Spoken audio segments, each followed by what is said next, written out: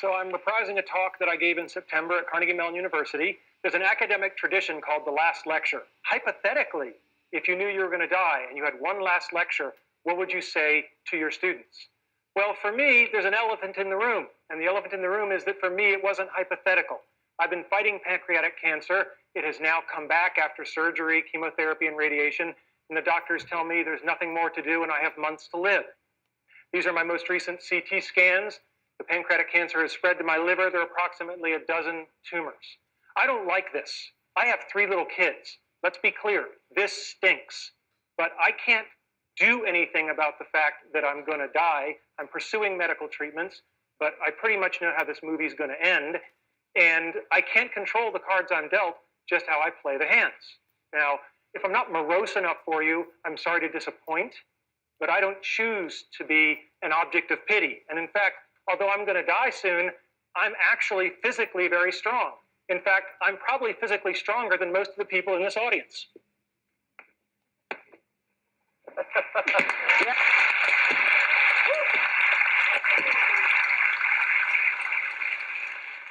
So, today's talk is not about death. It's about life and how to live, specifically about childhood dreams and about how you can try to achieve them. My childhood dreams, your childhood dreams. As a child, I had an incredibly happy childhood. I went back and rated the photo album, and I couldn't find any places where I wasn't smiling, right? I just had a great childhood. And I was dreaming, always dreaming. It was an easy time to dream. When you turn on your television set and men are landing on the moon, anything is possible, and we should never lose that spirit.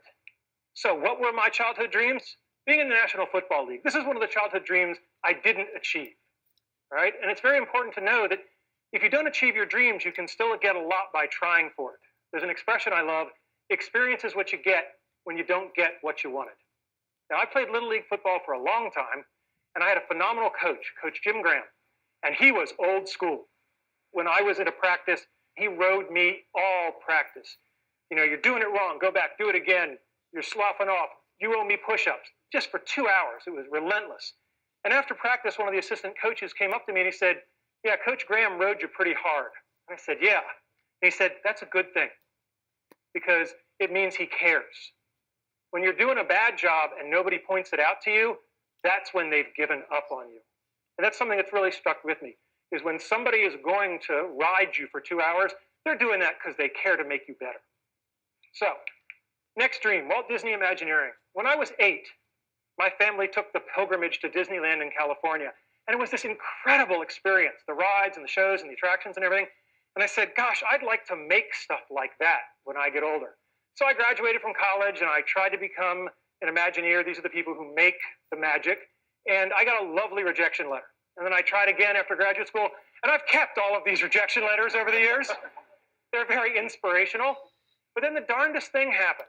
You know, I worked hard, and I became a junior faculty member, and I specialized in doing certain kinds of research. That's me.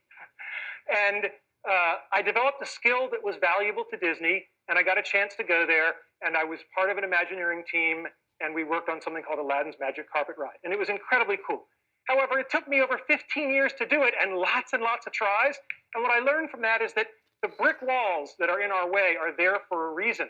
They are not there to keep us out. They are there to give us a way to show how much we want it. If you're going to have childhood dreams, I recommend you have good parents. I lucked out. I have great parents. This is my mother on her 70th birthday. I am the blur in the back. I have just been lapped. This is my father on his 80th birthday. There is this notion of have fun all the time. Have a sense of fun and wonder. That should never go away. All right? My dad, what an incredible guy. He fought in World War II. He was clearly part of the greatest generation. Sadly, my dad passed away a little over a year ago. And when my mother was going through his things, that was when she discovered that in World War II, he was awarded the Bronze Star for Valor. In 50 years of marriage, it had just never come up. There's a real lesson in humility that I can learn from my father there. Now, my mother. Mothers are people who love you even when you pull their hair. And this was the kind of relationship I had with my mother. And my mother, speaking of humility, was always there to keep me in check. When I was going through graduate school and I was taking really hard examinations, I was home pretty much complaining and whining about how hard these PhD tests were. And she just patted my arm and she said, "We know how you feel. Just remember that when your father was your age, he was fighting the Germans in World War II." And then the day came when I got my PhD, and I was so proud. And my mother introduced me to everyone as, "This is my son. He's a doctor, but not the kind that helps people." Probably the most wonderful thing my parents did was they let me paint my bedroom. I said one day, "I want to paint stuff on the walls." And they said, "Okay." So I had a rocket ship, and we lived in a ranch, so I wanted an elevator. I wasn't sure where it would go. And yeah, you can tell the nerds early, so that's the quadratic equation. But the great thing is that they let me do it.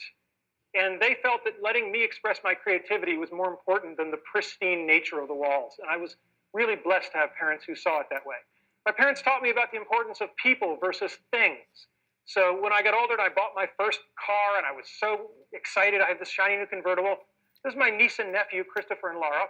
And every month I'd take them for a weekend. So my sister and her husband would get a little break and we'd go off on adventures. And I just showed up with my new car and my sister's explaining to Chris and Laura, "That's Uncle Randy's new car. You can't get it dirty, da-da-da-da-da." And they're just cracking up laughing because over her shoulder, I'm casually opening a can of soda and just emptying it on the back seat. And they come running over. My sister says, "What are you doing?" And I said, "It's a thing. It's just a thing." And I'm really glad I did that because at the end of the weekend, as I was driving them home, little Chris, who was about 8 at the time, had the flu, and he threw up all over the back seat of my car. And I don't care how much value you get out of owning a nice, shiny, pristine thing. It's not as good as I felt knowing that I made an 8-year-old boy not feel guilty just because he'd had the flu. Next thing, you better decide early on if you're a Tigger or an Eeyore. Tiggers are energetic, they're optimistic, they're curious, they're enthusiastic, and they have fun. And never, ever underestimate the importance of having fun. I am dying soon, and I am choosing to have fun today, tomorrow, and every other day I have left. If you want to achieve your dreams, you better work and play well with others. And that means you better live with integrity. Simple advice that you'll find hard to follow, just tell the truth.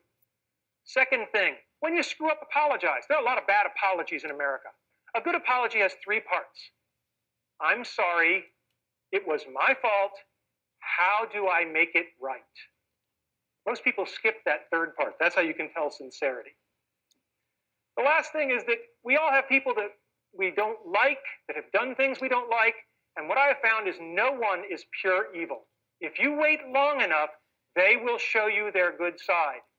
You can't make them do it in a hurry, but you can be patient. Show gratitude.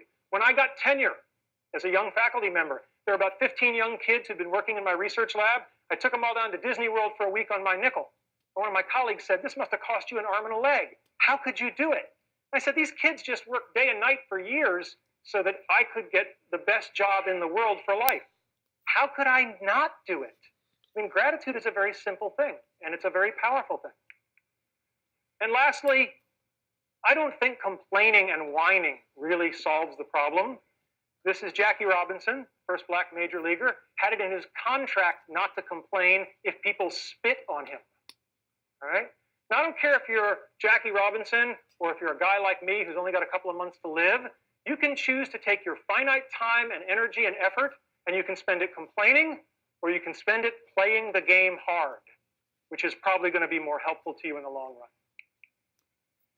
Now, I told you this is part of the lecture series at Carnegie Mellon University, and it's important for you to know why I gave the talk.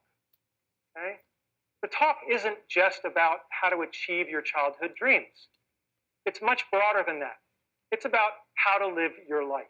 Because if you lead your life the right way, the karma will take care of itself. The dreams will come to you. If you live properly, the dreams will come to you.